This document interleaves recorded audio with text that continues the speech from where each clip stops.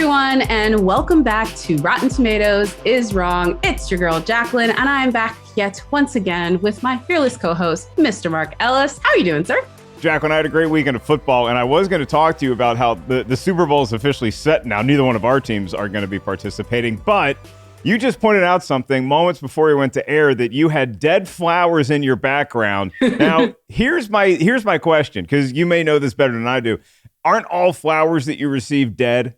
I mean, no. They're just recently deceased, and so they still look nice, but they're dead, right? No, they're not dead. That's why you put them in water, because they're still alive. But they are on life support. Like, basically, these are like plants that are like got a terminal disease. So like getting clipped is like stage 4 cancer. They're not going to get better. Yeah. Like, we know the end is coming. How long is really depends on like the modern medicine of plant food and water and sunlight. Is perfect, because it's almost like when you give someone flowers, like for Valentine's Day is coming up. That's why we're talking about this movie, if you want to call it that, is that if you hand somebody, fellas, I want you to do this for Valentine's Day, hand your sweetheart a dozen roses and say, we'll just try to keep them comfortable. Like, that's all. They're basically, you're handing somebody something in palliative care at this point. Yeah. I mean, listen, I will say that even the silliness of flowers and chocolates and all of it, the romance that allowed this movie to be a billion-dollar franchise. Yep. And the fan fiction that spawned it from the Twilight books that spawned those. It's just great that we get to talk about it here today, because I have such a complicated relationship with this movie, but it came out Valentine's Day weekend. It has a current rotten score of 25% on the Tomatometer, but an audience score of a slightly better 41, but still very comfortably rotten. Are you building up the suspense as to what the movie is? Yes. People are on the edge of their seats. I'm talking about 50 Shades of Grey. Yeah. A movie that made $500 million at the box office, that spawned an entire generation of angry men pissed because their girlfriend dragged them to it that weekend over The Kingsman, I might add. That was the other option that weekend. Get to that later. But I mean, Mark, is this, I think I know, but I'm guessing this was like a schmo movie you had to watch and you probably hated every minute of it. Christian Harloff and I, not to be confused with another Christian, had a great time seeing this movie, and we did see it Valentine's Day weekend. I remember that, and it is so funny that this movie opened against The Kingsman, because they have some shared DNA here. Both of them feature secret rooms that not a lot of people have seen, and there's a lot of fun toys in those rooms. Now, I am clever doing this jokes show. About butt stuff. There's a lot of jokes. There's a lot of butt stuff in general with both of these franchises now. I am performing this podcast in full Christian Grey mode, where what I mean by that is that I just exercised and now I'm back and I am still sweaty and I'm still gross. But hey, ladies, I mean, isn't that what you want? If you're Dakota Johnson, you want a little sweaty Christian Grey who's got this secret sex room, and then all sorts of weird things happen, but you signed an NDA, so you can't talk to anybody about it. So much to talk about with this movie. And I know Jacqueline and I both have complicated feelings about this movie, so this isn't going to be a straight crap fest. This might be a love fest at some points, but it's going to be a conversation you do not want to miss. Absolutely.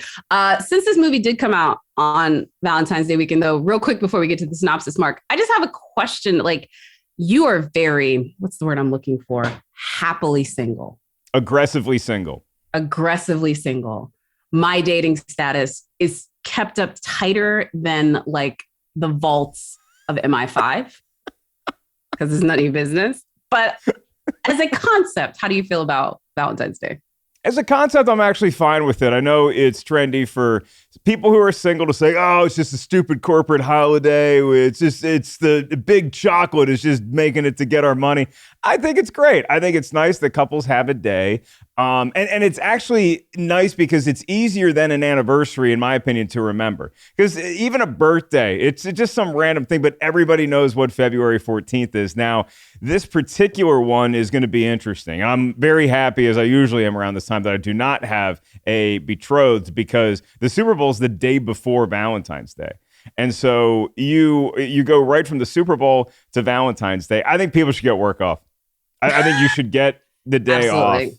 Because it's a Monday. You should just get the day off, especially guys. You're not thinking about the Valentine's Day. You're just thinking about the big game the day before. And so then you're going to be scrambling around. You don't want to be at work when you got to buy those last minute flowers, chocolates, beads. What if you're inspired by 50 Shades of Grey? There's a lot of things. There's a lot of contraptions to purchase possibly. So I feel like you should get the day off, if for no other reason than to revisit a film franchise like the 50 Shades.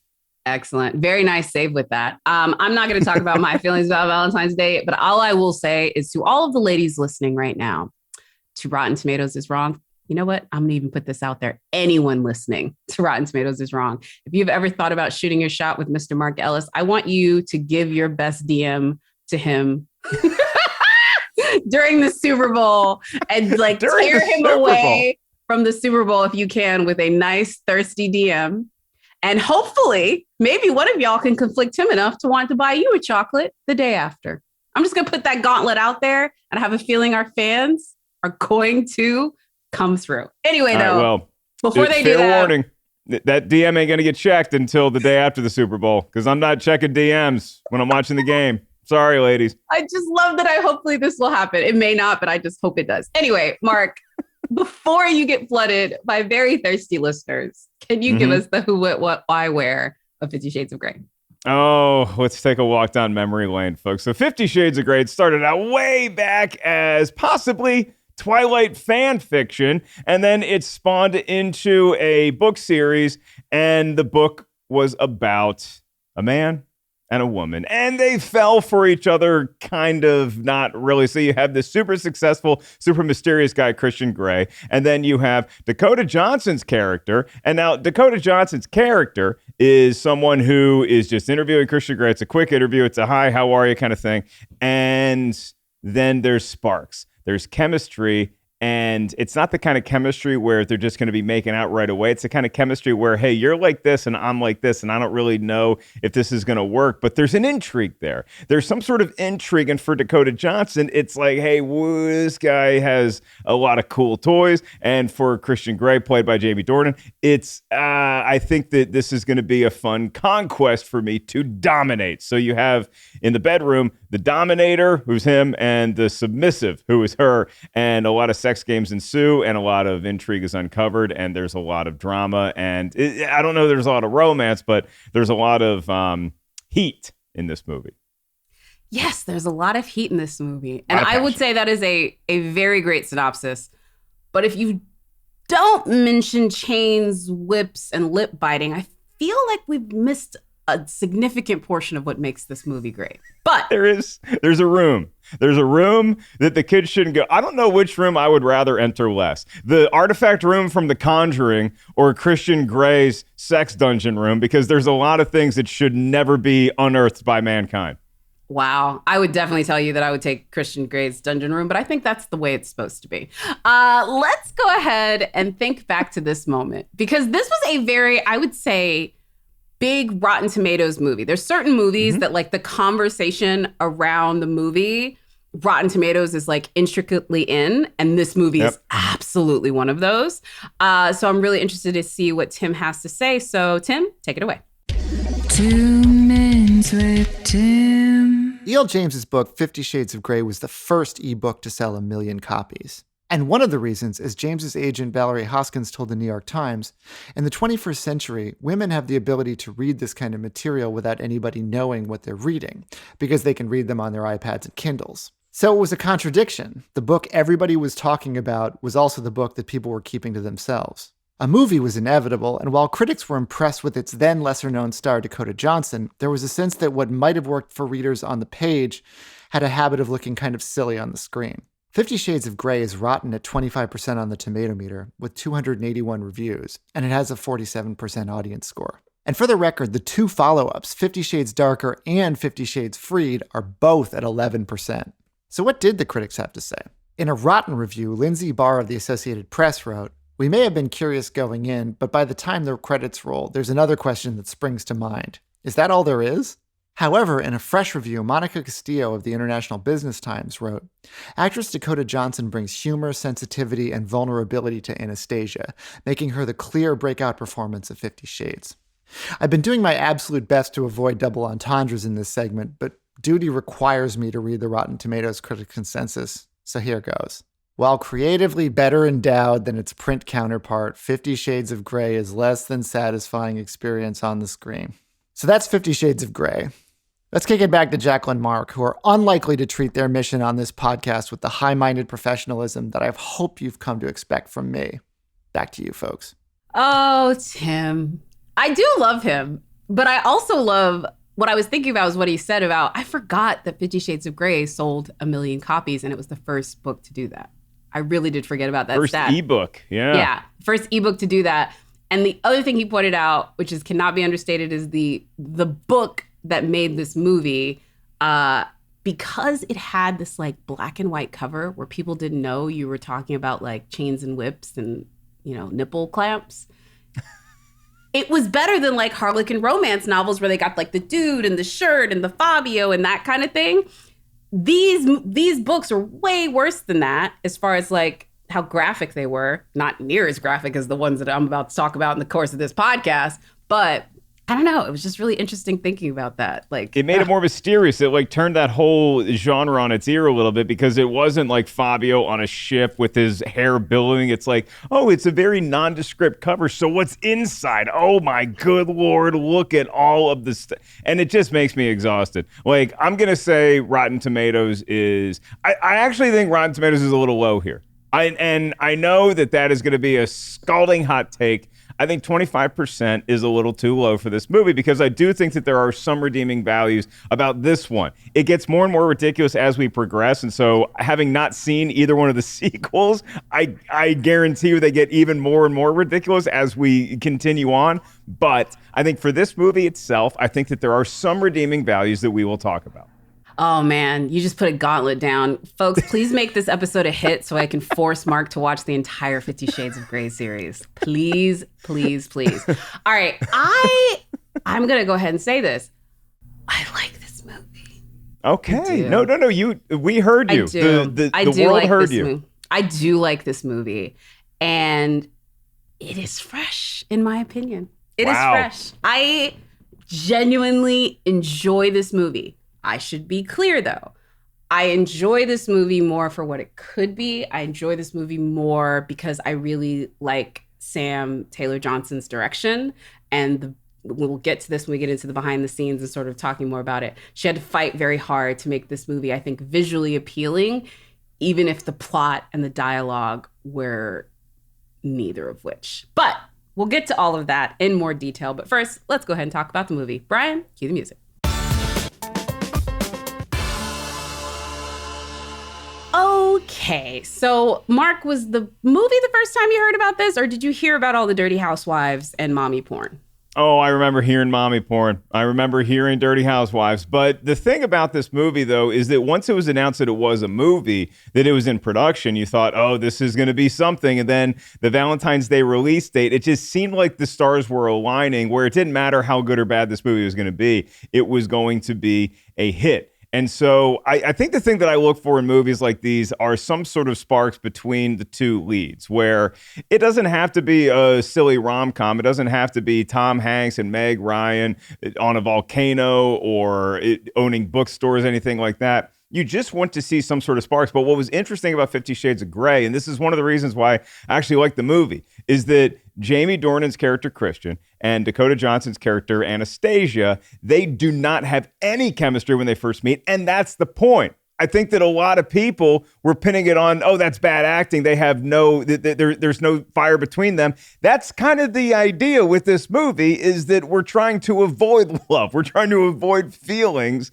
at all costs. And so to see them put up those walls, I thought that was, okay, I see what we're doing here. And so that awkward interview that she has with Christian Grey at the beginning of the movie, where she's only interviewing him because she's taken the bullet for her roommate at the time, she has this awkward thing and it doesn't work out, but he sees something in her. She sees something in him. And then the movie definitely gets into stupid, mind-numbing territory more than once. But it does have I liked it because it took a different turn than what you would normally get from a hot, steamy romantic film. Well, that's a good first take. And I will say that it's very generous for, I will say, a man. Most men were so over this thing. I should add that my first impressions of 50 Shades of Grey are very entwined because I was a twihard. I read all of those books. Mm-hmm. Kind of grew out of them in a lot of ways because like I really liked it when the novel came out. I think I was still in college or like very shortly after I graduated. And I was like, oh no, I really dig this. Like, I'm like, yay. You know what I mean? So I just liked it. I liked romance novels. And for a romance novel, which I have to explain to people, this is not like my fancy literary novels that I read for like enrichment and like improving my life and disposition. I read it because it's dirty, it's quick, it's got love, and there's usually a happy ending, or at least... She still does read those, folks. Yeah. I still does. I have like... This is what's great about this is I don't think we've included the audience to a very big part of mine and Mark's relationship, which is that I will give him the play-by-play of my romance novels that have sports bents, because there's an entire like vertical of them, and they're like sports stars falling in love with their agent or their assistant or whatever. And I'm like, I just want Mark to read some of these so he can like critique them for the sports accuracy. Oh, I'm on the edge of my seat. I'm calling Jacqueline on weekends, and I'm like, hey, did the assistant coach of the high school team fall in love with that hot single mom? Like, yes. Did this happen yet? And by the way, I give him the play-by-play of these books as I'm reading them in the hopes that maybe one day I'll encourage him to actually read them, which I actually think he would like, but mostly just to make him laugh and giggle. And this was just part of that. So like, I had read all the Twilight books. I only liked the first movie of that one. And I read all the 50 Shades of Grey books, and I only liked the first movie of this one. It stays through the same. And the reason I did is because it was pretty. I liked watching these people fall in love. I don't care that it's stupid and not really that sexy. It just hits that sort of tic-tac, disposable romance thing. And there are way better written romance novels. There are way better written romances that we've seen on screen. But I can put this movie on, and I'm with it. I'm with it through the whole thing. Okay, yeah, I have a question about that. I also want to ask producer Lucy her feelings on the movie as a whole, simply because I don't... Okay, full disclosure, Lucy was very excited this weekend because for a while, I didn't know we were doing 50 Shades of Grey.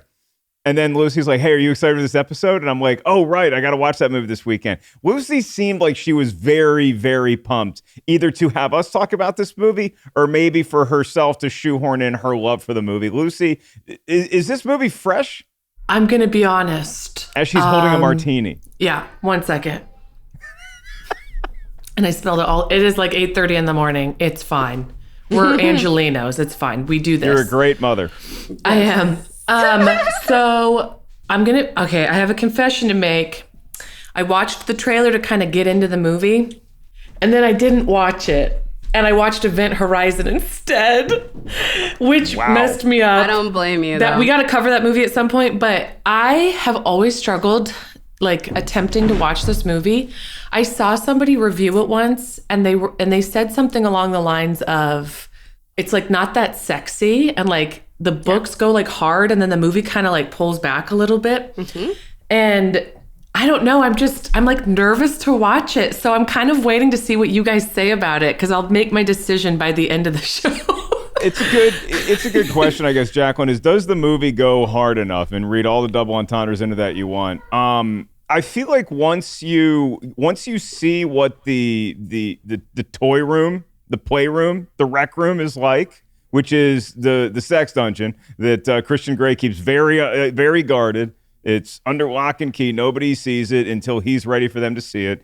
And once we see all of the many things that you can do in there, I do feel like we don't get a lot with that. It's kind of like if you were to watch a Mortal Kombat movie and you only got one quick fight with Sub-Zero. It's like, well, that's why I'm here, is to see all of these things. But again, what do you expect? This girl's a virgin. She is a virgin. I don't even know if she's ever kissed a boy. I do not think that Anastasia's ever kissed another human being in her life. So you expect her to go right from that to all your sex swings and your weird balls that go God knows where? To her credit, she doesn't really. She is like a reluctant host.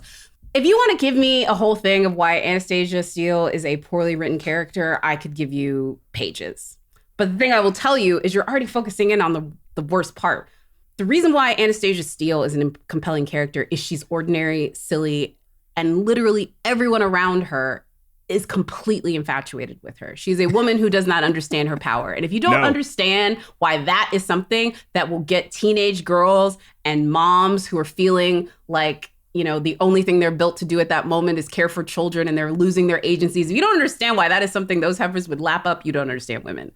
You know what I mean? It's just this idea of being special and extraordinary when everyone else dismisses you. It is literally the start of every sci-fi movie you've ever seen, from Star Wars, you know what I mean, to everything we see in the MCU. That is the same thing in this thing. It's something extraordinary coming from something ordinary. Now, the extraordinary is a great love, quote unquote, but that's what it is. And that's what girls and women sometimes are yearning for. And so to see a superhero version in some ways, with all of the superhero tropes that comes with it, I get it. I get why people are with it. I get why people are about it. And it came out at a time when women, I think very quite rightly, were looking for ways to explore their personal sexuality in a way that felt safe, that didn't feel as intimidating as like opening an entire web browser of everything that the internet has to offer. It's a little bit simpler to just take a little pull into the 50 Shades of Grey. And this movie is part of that. Like, and the things that they liked about the book are very much there in the movie.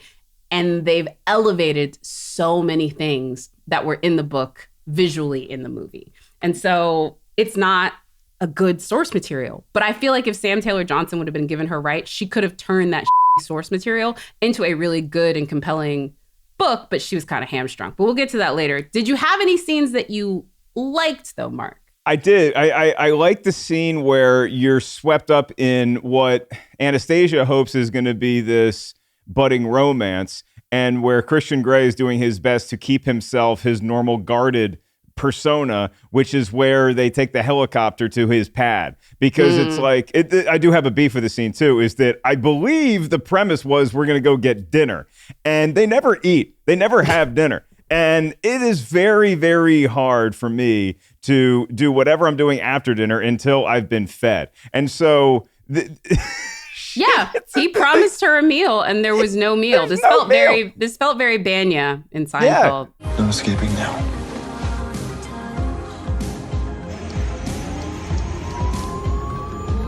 November 1224, Charlie Tango, ready to depart. Roger that, Charlie Tango. Your flight plan from Portland to Seattle is cleared. Seattle?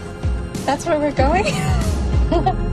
He can fly, folks. He flies a helicopter to his mysterious place, and they land. And then before they do anything, they have a glass of wine. Again, no sustenance at this point. They have a glass of wine, and then he puts the NDA in front of her, which he makes everybody sign before they do anything because, you know, the lawyers and all that stuff, and we know what he's about to do. So the NDA makes everything feel dirty. But what I like about this is that there's a moment leading up to this scene, and there's a moment right after this scene that both show us that this girl is having a different effect on this boy than he's used to.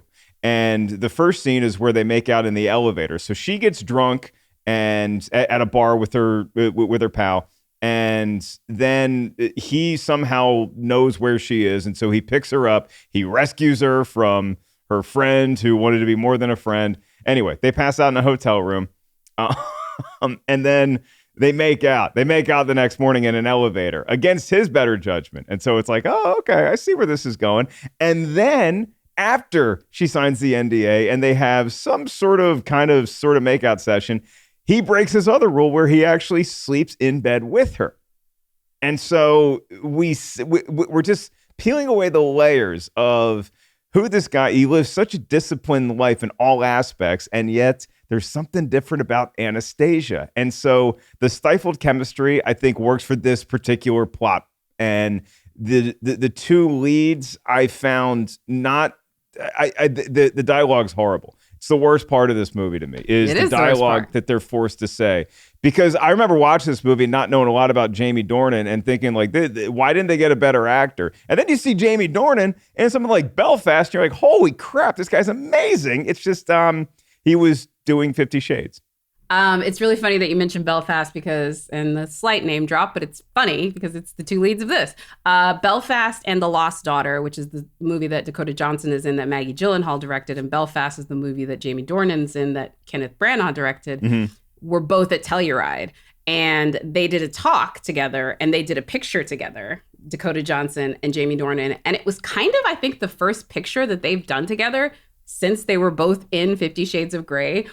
And I've talked to Jamie and he's talked about, like, we'll get to this in the movie talk section. There was like rumors that they weren't close. First of all, Jamie was the replacement for this role. There was somebody else that was cast originally. We'll get into all that as well. But it was awkward for him. Like, this movie became such a phenomenon that him just like holding hands with Dakota, he knew that it would bring up all this stuff again of like, oh, are they really close? Do they really like each other? No, they were dealing with one of the craziest things in the world. Like, they were just trying to navigate it without losing their minds. And looking back on it now, I get it. Like, I would be a little bit like stunted too in some of that. I mean, like, he's married, she's dating somebody else, and everyone just wants them to like run off into the sunset together. It's weird. Yeah, you really can't. In modern society, it almost seems like if you're filming a movie like this, you either have to fall in love and be a couple, or the rumors fly that you hate each other. And the truth is usually somewhere in the middle where you're just working. I'm sure filming sex scenes is no fun. It looks like a hoot.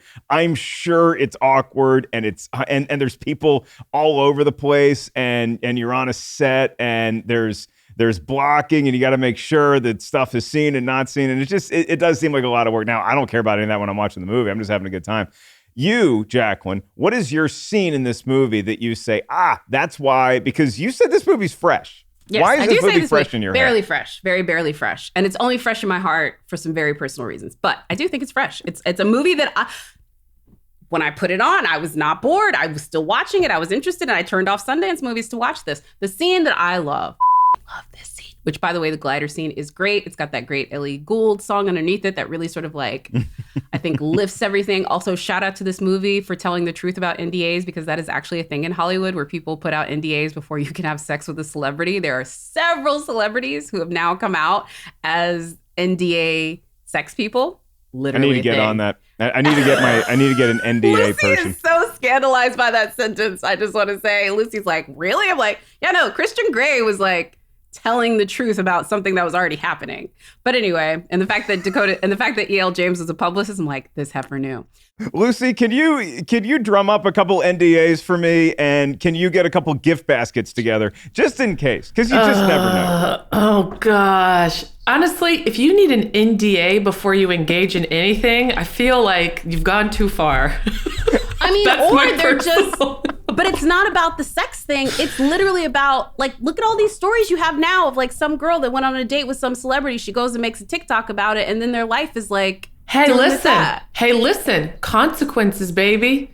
But it's not even a matter. But it's not even a matter of them doing anything. You just don't want, like, basically, if you're a celebrity, like, I actually, first of all, I am never going to sign an NDA to sleep with someone. However, I do understand if, let's say right now, you are Finn Wolfhard, or you are, I'm trying to think of somebody else who's just like so, Andrew Garfield. If I was going to say your boy, Timothy, all of these people, it's like, I get while they're like worried that, like, you know, looking at the wrong situation, depending on through whose eyes you look at it. I'm not talking about like dirty shit. I'm talking about like, this was a bad date. Like, I didn't like him. He was rude. Like, that's enough. There's entire TikTok threads. I think most celebrities would hate. The one thing that I would not mind at all is, you know how you see this occasionally? I've seen it with a couple NBA players where whoever they slept with the next morning takes a picture of them sleeping and post it on social media to like prove, hey, I'm in bed with this guy. I would not mind that because I look adorable asleep.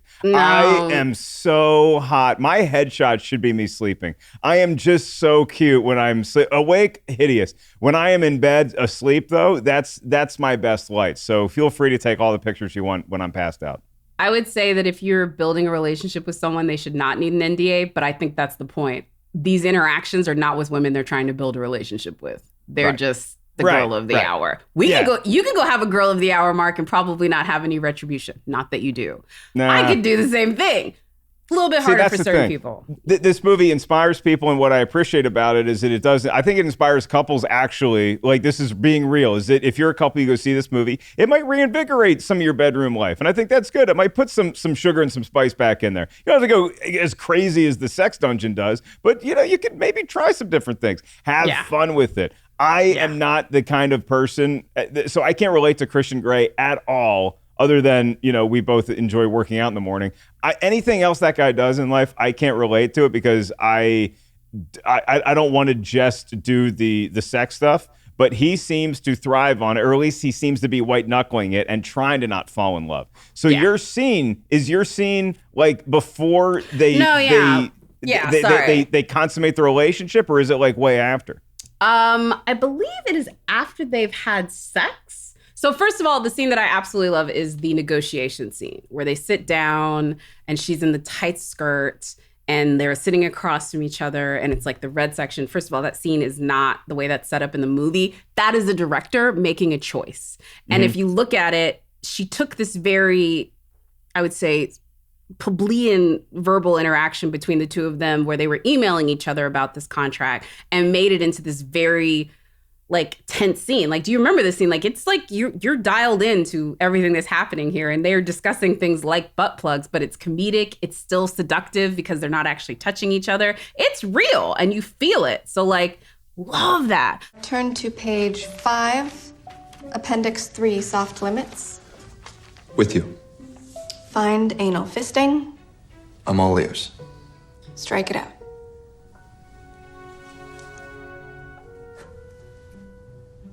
Strike out vaginal fisting, too. You sure? Yeah. Same page. Is the use of sex toys acceptable to the submissive? Vibrators, okay. Dildos, fine. Genital clamps? Absolutely not. Consider them gone. What are butt plugs? I love the way that she shot the love scene. Adding just enough titillation, but also I think keeping it sexy. Anytime Sam Taylor Johnson, I felt like any day that E.L. James was either not on the set or yelling at some other stakeholder was a day when when Sam Taylor Johnson got to make an actual movie. And what's crazy about this is so much of what I love was her involvement. Her original casting for Christian Grey, I thought was impeccable. I would have loved to have seen that movie. I still loved watching Jamin Dornan, and he does an incredible job. He's just a very different Christian Grey. It's so crazy. E.L. James had huge control over this movie, but Sam Taylor Johnson is, I think, why so many people signed on. I'm sure that's why Jamie Dornan signed on. I'm sure that's why Dakota Johnson signed on, Danny Elfman, like just so many people got involved in this because this is the woman who directed Aaron Taylor Johnson in Nowhere Boy, which is so good. Such a good film. And she's just such a really, I think, dramatic and dynamic filmmaker. And if you look at what they did with Catherine Hardwicke, that's the same thing. This is the same company that did 50 Shades of Grey, Summit. They're literally doing the same formula. Get a Kristen Stewart type in Dakota Johnson. Get a indie female film director to helm it with a writer who's very much involved in the process of it and hope that moms and teenagers show up, and then they did.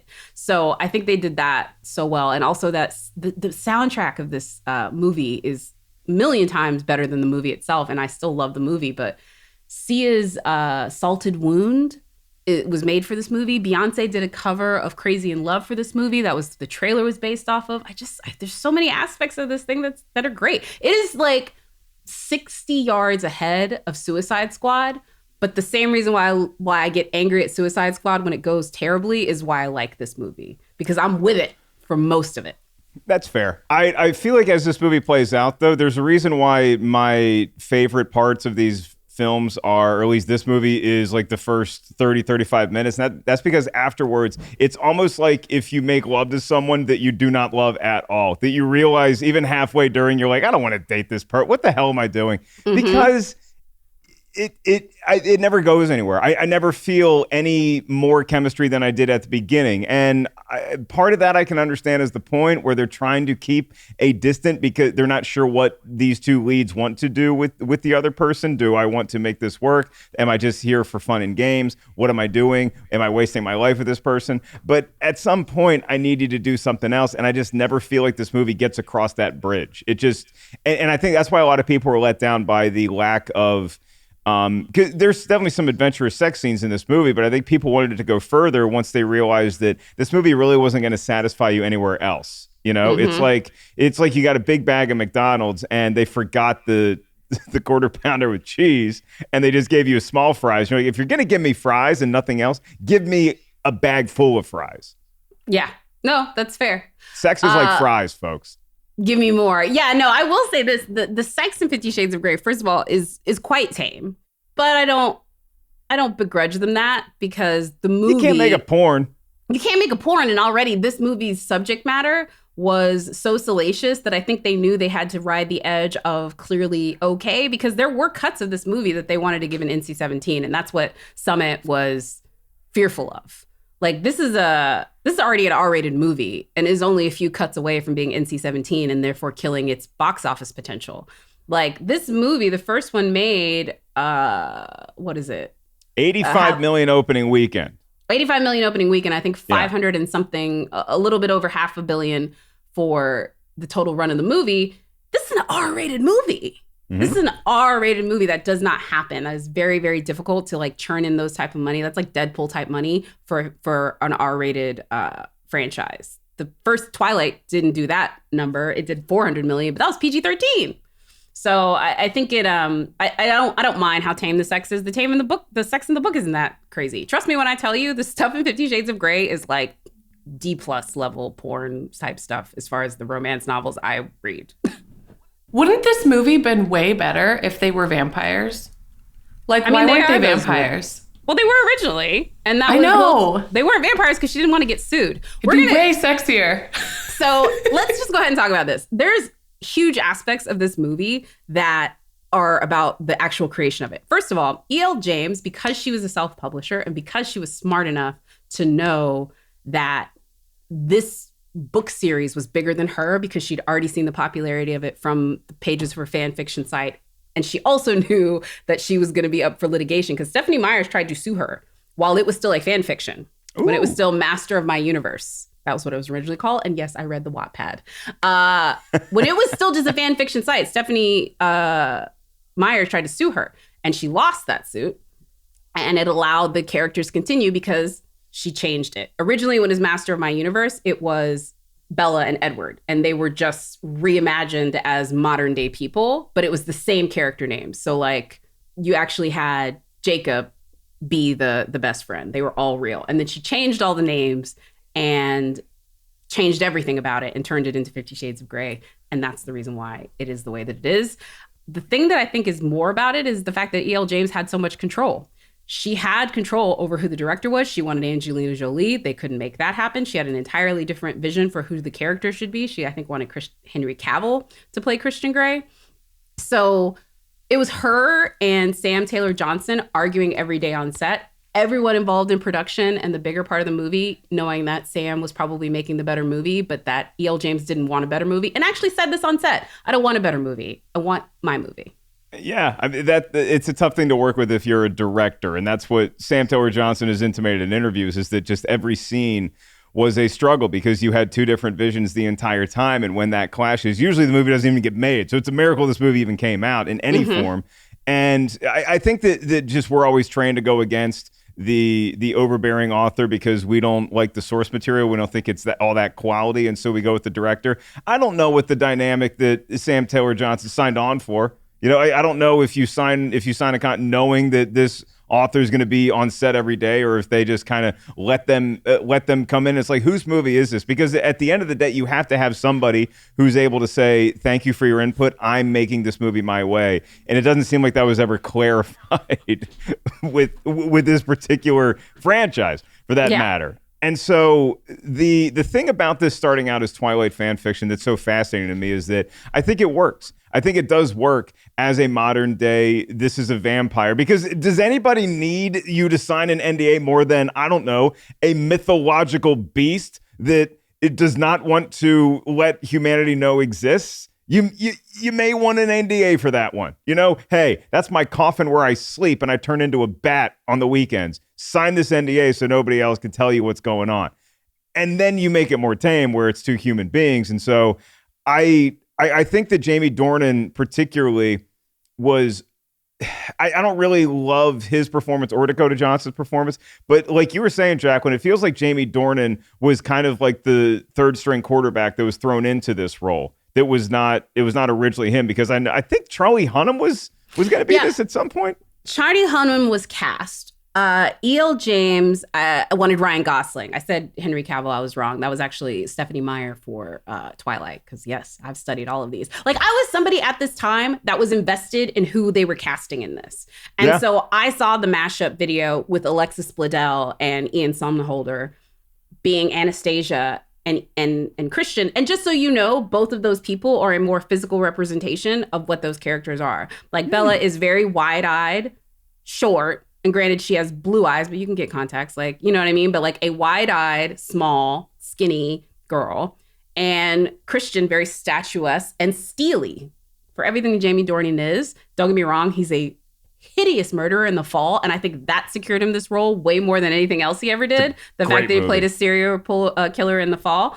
But he's not steely like that. He's crafty and he's like sneaky. And I definitely am like, okay, you might be a dude that I have to check your text messages. But it's not that sort of like calculating you're a meal. Which Gosling is steely, but apparently Gosling doesn't do sequels. Which is so funny to me. It's like, I don't do sequels. Like, who makes a blanket statement? I guess Ryan Gosling can make a blanket statement like that. And so Ryan Gosling is out. Charlie Hunnam, I think, was cast, and then there was like a change.org, one of those, oh, you got to remake The Last Jedi petitions came out, and they didn't want Charlie Hunnam anymore. And so I don't know if that's why he got replaced, but they went through a lot of folks before they arrived at Jamie Dornan. We're going to get to open the mailbag this week, so let's go ahead and rip that thing on open.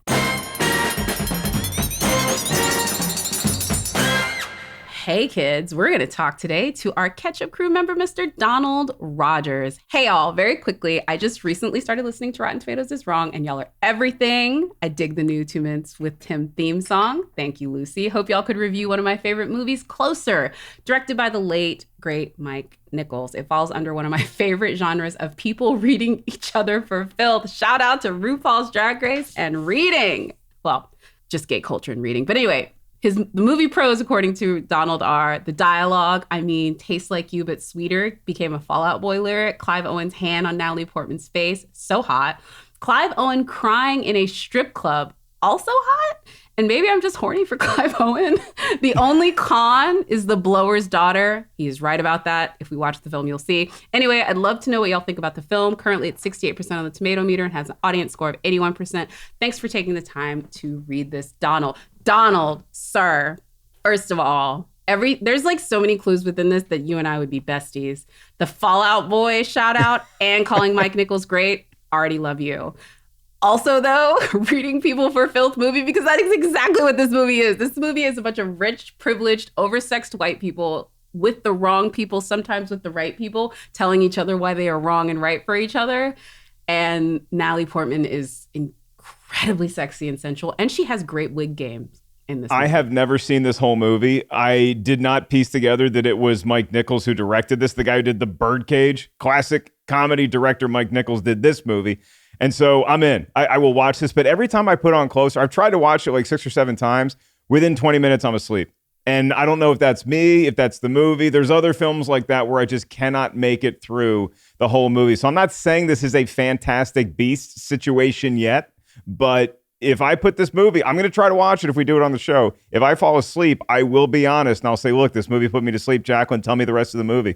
Yeah, no, I'm not going to lie to you. It is a slower start, but it is a great... Mike Nichols, I believe, and I may be wrong with this, but I'm pretty sure he came from the stage world first, or spent a considerable time in the stage world, because so many of his films have that like theater stage like play quality to them. So yeah, I do believe that is correct. But again, I'm gonna have to I'm gonna have to like double check on that one. Either way, I do love this movie. It is very well done. I think the 81% audience score is way closer to what it is in real life. Donald, thank you, sir. You got me. Crying in a strip club? You're talking about Mark he Ellis really in his is, 20s. though. Yeah, he really is. Oh, yeah, Natalie Portman gives him a lap dance. It's a great movie. It's a very sexy, great movie. Jude Law and Julia Roberts as well. Very good. All right, thanks, Donald. We'll see if we can get that on there. We have a very hefty programming schedule coming up, so let's see if we can fit that one in there. That's it for us today on Rotten Tomatoes is Wrong. I really did enjoy just you and I talking today, Mark. I know we didn't have an illustrious guest, but I love the love fest between just us. We had producer Lucy, who's beveraging and in the wee morning hours, and we're proud of you for doing that. I had a great time rewatching this movie. I'm in to do the whole trilogy. I think that